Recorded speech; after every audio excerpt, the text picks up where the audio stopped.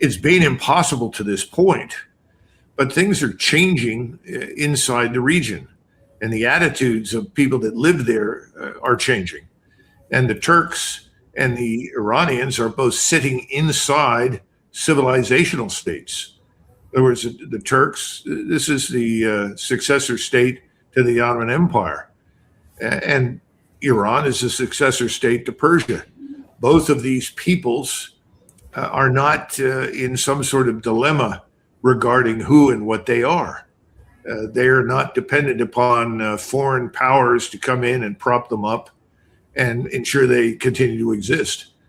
I can only imagine what the leadership in Ankara or the leadership in Tehran privately thinks about what should be done in the Middle East. I'm sure they're all interested in the same thing. They all want the current status quo to go away. And that's the big problem. Now, the UAE understands that, and they're trying right now to set up new pipelines to keep them alive so that they can avoid moving their oil out of the Middle East. Of course, the unhappy consequence of that is it has to cross Saudi Arabia or Oman. It already has a pipeline over Oman, but especially if it crosses Saudi Arabia, what happens? What does that mean? How do they handle it? Everybody is trying to find a way to keep existing, but it's going to be very tough after this thing is signed. Now, let's assume it is signed. Will it all break down? Well, probably. But if you're simply interested in getting out, if you want to disengage from everything, which I think privately is what President Trump wants to do, as far as he's concerned, it may not make any difference, Dan, because he can say, look, we did everything we could, and this is the best that we could come up with. If the people in the region refuse to come to terms with it, well, that's not my responsibility or our responsibility. And I think that kind of attitude could result in a signing and then ultimately of our disengagement from the region. And yeah, I want to look at a little bit of some of the headwinds that are against that, because President Trump is being squeezed on all sides, as you alluded to a minute ago. He's being squeezed on the Israeli side. Obviously, we're going to see some other things that Netanyahu said in a second. He's also being squeezed, obviously, by the Iranian side, because they're trying to press for some really big issues, which will also, I'm going to show you some of the points of the leaked memo. But he's also being squeezed on the American side, and that's from some of his biggest otherwise supporters, like Mark Levin, of course, who's a big-time supporter of the Israeli side, but he's been supporting Trump and everything until we get to here. You've also had Rebecca Heinrichs, who's saying, "Hey, we can't leave Israel behind." She posted something on her X account, and then one of the biggest people who's the most upset and putting the most pressure is Jack Keane. Can't square some of the things that are coming out of the administration from reliable sources. That's what I find so disturbing. When I heard it from the Iranians, I dismissed it. I said, that's the same nonsense we were always hearing. Well, but when I hear from administration sources some of the things that you have heard of what's in this deal, that makes no sense whatsoever. It's not defensible. I think what the president should do is just let's release it and let people see what's out there so we stop debating about something none of us has seen. Yeah, I think it's pretty clear that he has seen it. That's why he's so up in arms here. But what do you make? Well, let's look at it in order here. What do you make of all the U.S. pressure on Trump not to have this MOU? Oh, well, we talked about that earlier. That's permanent. That's not going to go away. And when I say permanent, it's probably stronger than ever. I'm sure that everybody from Paul Singer to Miriam Adelson to Larry Ellis, all of them who are deeply committed Israel firsters, are going to oppose this. And, you know, I don't know what you tell President Trump at this point. President Trump obviously thinks it's not in his political interest or in the interest of the American people that we be permanently embroiled in this mess. At least that's my perception. And so he wants this framework document. And I think they sense the possibility that the Israelis have pushed this too far, and that at some point people are going to say, well, we've had enough and we're leaving. And frankly, how can we avoid it? I mean, if we've learned one thing, we've learned that in this new warfare environment, the new technology of intelligence, surveillance, reconnaissance, and the multitude of precision-guided weapon systems, unmanned missiles, cruise missiles, so forth, we can't protect our allies. And that's sinking in not only in the Persian Gulf, but it's sinking in Europe and Northeast Asia and elsewhere. So all of the conditions that were conducive to this sort of massive investment in U.S. military hegemony by garrisoning states all along the periphery of Eurasia is over. That's stopping. I think that's being made clear to President Trump. If it hasn't, then I think he's found out on his own, because it's just not going to work. And that means this may be irreversible. Let's put it that way. If this is signed and we follow through with it, it may be irreversible, regardless of what the other two parties, Iran and Israel, ultimately do. And let me then now go to the Israeli side here, because and as you're going to listen here, this is Netanyahu talking about the good relationship he has with Trump. I think this is translated into English.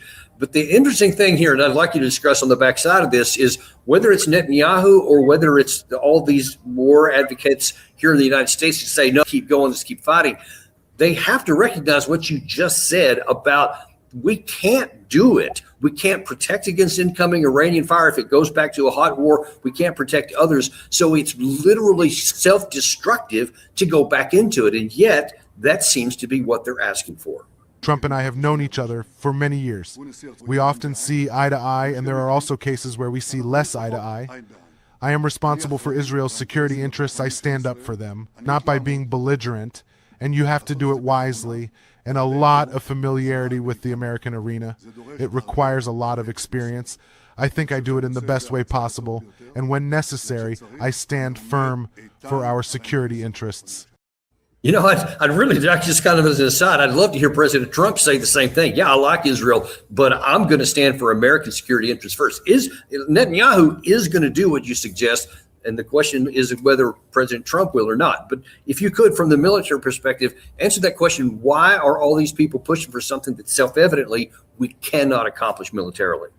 They cannot suspend their disbelief in the possibility that the force that we have built and have poured trillions of dollars into over the last 35, 40 years is no longer viable in the new warfighting environment.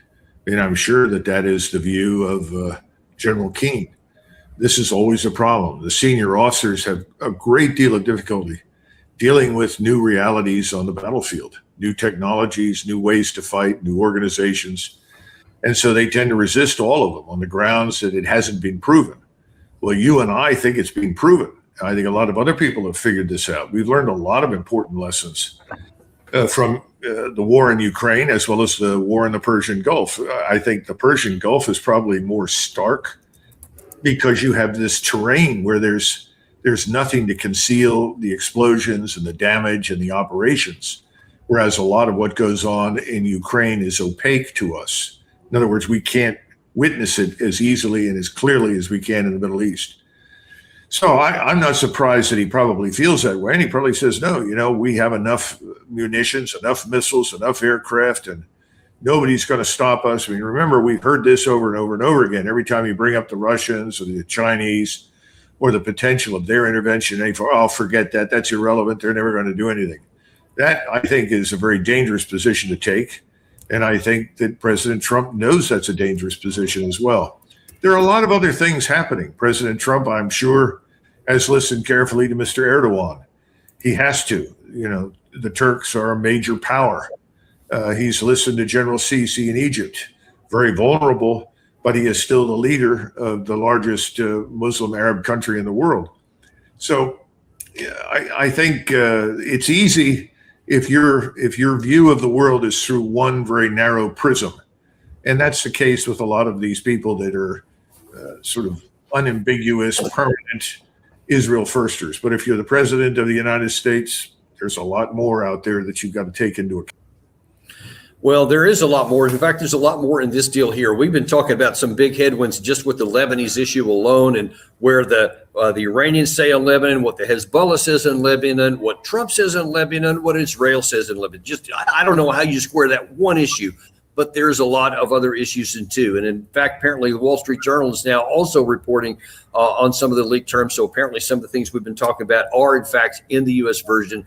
Trump still has not yet read them out there. We'll get to that as soon as it does. But let's take a look at what else has been talked about here, because one of the things that Mark Thiessen, who's has been a huge supporter of this continued war and has been really happy to kill however many Iranians is necessary. He puts out this morning here that the United States this is what he says is one of the terms. The United States undertakes, together with its regional partners, to create a comprehensive agreed plan by both parties for the rehabilitation and economic development of the Islamic Republic of Iran, while ensuring financing of at least $300 billion.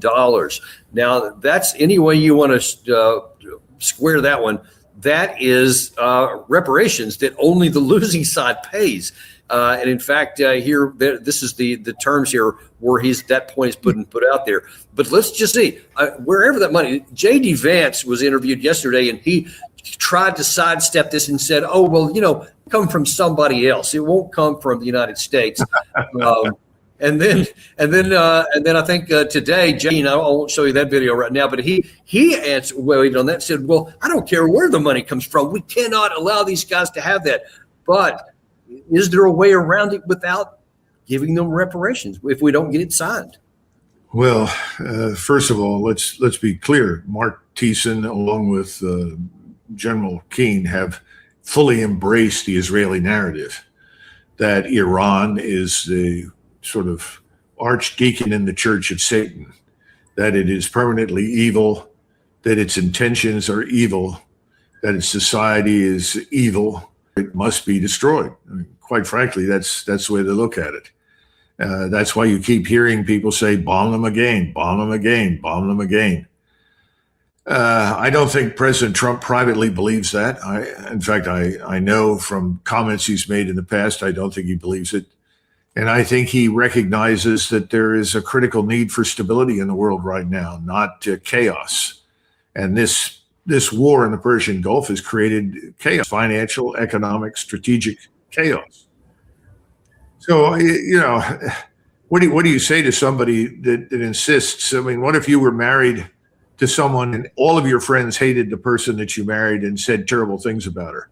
Well, you know her and you don't agree with that. So you have a choice. You can listen to all of your friends or you can stick with your wife.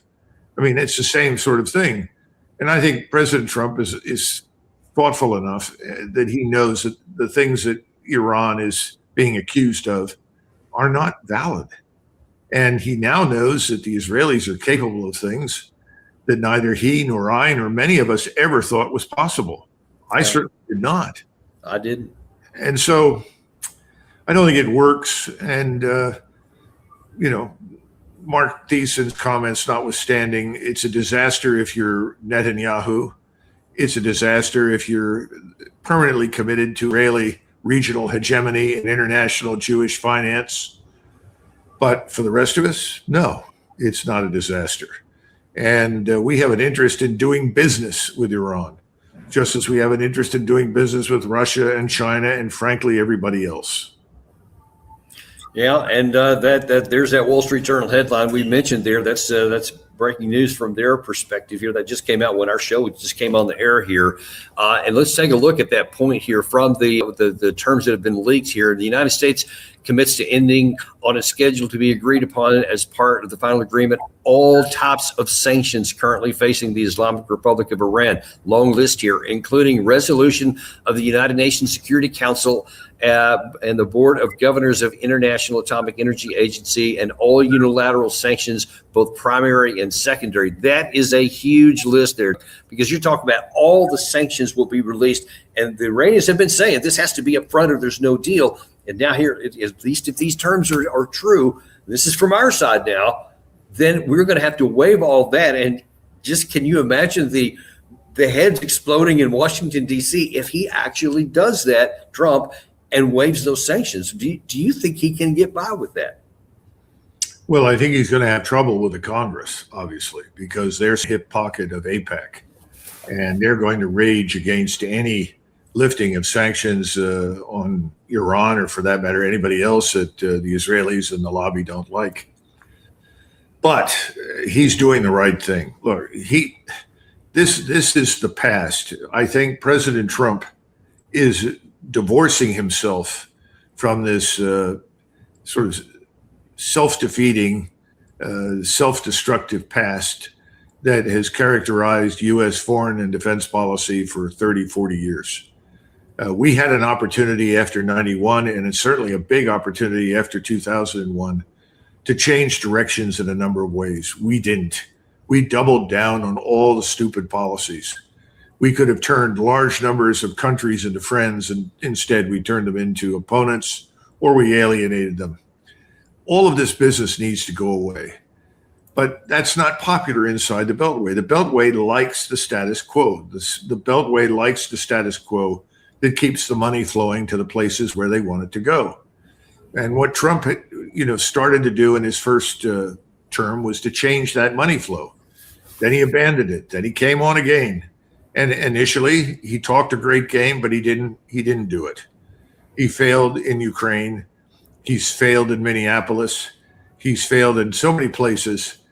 Perhaps now at this point, he's recognized, I'm I'm pushing up the wrong hill, and it's time to get off this particular hill and get onto a more level path into the future. I don't know. I don't know where he is right now, but he kind of conveys that impression to me. And do you think that he has the wherewithal just emotionally to carry the day anymore with this, especially with all these folks that we just mentioned here? And there's a lot longer list of those people who are upset about a lot of those things. And one more issue, which I will get to right after this. But the question is, can he bring his side into compliance to convince them? You've talked about so many times on our show in the past about how one of his biggest superpowers is his ability to spin anything and get people to believe something. But are we getting to the edge of that superpower? Can he actually convince these people to get on board with him if he goes down this MOU path? Who controls our media, the mainstream media? How meaningful is that today? One of the things that I've learned over the last several months is how meaningless the mainstream media has become. You take someone like Tucker Carlson. People thought that he was a major figure in media when he was working at Fox. What is he today? A far greater, far more influential figure now that he is no longer at Fox than he was when he was with Fox. So I think the media picture has changed. I think there is alternative media. They're growing, and ultimately they are going to eclipse what we consider to be mainstream. Are we there yet? No, but we're moving in that direction. Is that going to be enough to help President Trump if he takes this path? That I don't know. The second thing is the anti-war sentiment in the United States is far more widespread than I think people realize. We don't have a draft, and most of the reasons for all the demonstrations during the Vietnam conflict, against the conflict, particularly after '68, were because of the draft. And it wasn't just because people didn't want to serve, but they began to realize the war made no sense and they didn't want to die pointlessly. Not an unreasonable position, correct? So I think that attitude is greater now inside the United States than certainly it has been since I saw it in the 1960s. And this time, it's a more reasoned attitude. It's not, I don't want to serve my country. No, that's not the issue at all. I'm not interested in going to some remote part of the world and sacrificing my life for a set of interests that I don't necessarily support or agree with as an American. So I think President Trump, depending upon how much energy he has, is in a position where he could make this work. But he definitely has an enormous number of enemies on the Hill, thanks to the lobby, that will fight against him. About it. And one final thing that has been one of the biggest sticking points, and this is one of the President Trump has painted himself into a corner on this one, is because he has ad nauseum tried to distinguish this from the Obama, the JCPOA deal to say it's so much better, et cetera. And then he specifically has always mocked Obama for giving plane loads of cash, $1.7 billion, et cetera. And then now the Iranian side is saying they're going to have somewhere around $10 billion up front, or there's not going to be a deal. That's what they have said here recently. And here's now the sticking point here. This is point number 11 here at the bottom. It says the United States undertakes that in light of the progress of negotiations toward a final agreement, frozen or restricted funds and assets to the Islamic Republic of Iran will be released and made fully available. They didn't put a number there, so we don't know if it's 24 or something else. But according to this, we have committed to doing this. And so far, Vice President Vance has said, no, there's no money up front. President Trump said with Kristen Welker a week ago on Sunday, definitely not, no money up front. And now here this says money up front. How's he going to spend that one?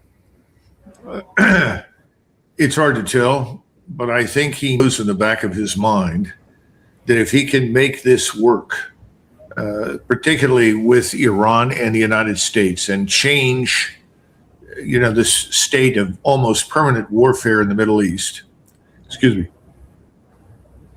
that he also has an opportunity afterwards to do something similar in Ukraine. The short time that I was with him, there's one thing I would say about him is that I never saw interest in waging war. I just didn't. This was not somebody who set out to blow things up. He was willing to do it if he thought he had to, if he felt compelled to do so, but it wasn't something he wanted to do. If he can make this work, and this all depends on all the factors that we've discussed. He may not be able to bring the Israelis on board, and the Israelis may insist on going it alone. And there may not be a great deal that he can do about it, at least not initially. But if he can make it work between the United States and Iran and the rest of the region, then I think he has an opportunity to do something similar with Russia, Ukraine, and Eastern Europe. And that would be a tremendous achievement. And we shouldn't write it off as impossible at all. It all depends on him. Can he stay the course? And can he hold, support together to make it work? I think he can do it, but it depends on things over which neither he nor I have a great deal of control right now. What we are witnessing right now is a fundamental paradigm shift in global warfare. As Colonel Douglas Macgregor pointed out, the billions of dollars poured into classic military hegemony are no longer functioning the same way in an era of precision-guided weapons and drone technology. The real shockwave, however, isn't just on the battlefield. It's the political fallout right here at home. With leaked documents suggesting massive sanctions waivers and a multi-billion-dollar framework for the rehabilitation of Iran, Trump is walking into a massive political minefield. Traditional allies, defense advocates, and heavy hitters in Congress are already up in arms, calling this framework an absolute disaster. But as Macgregor suggests, Trump's primary objective might just be the ultimate disengagement.